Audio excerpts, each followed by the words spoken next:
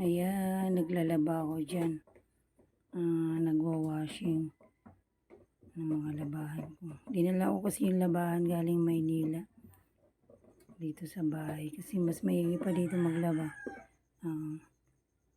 Naka-washing doon kasi sa Maynila nagkakamay ako kaya nagsusugat yung kamay ko. Kaya inuuwi ko na lang yung labahan ko dito para i-washing. Tapos banlaw. Tapos i-dryer ko na lang yan.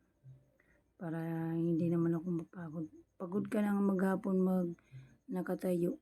Tapos maglalabandera ka pa ng isang katerba.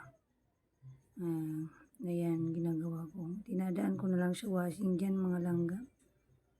Ayan. Mga followers ko, dagdag payakap po. Payakapin ko rin kayo. Support din. Mga langga. Ayan. Ang kulit-kulit ng aso na yan, no? Iwan ko anong kinakagat na.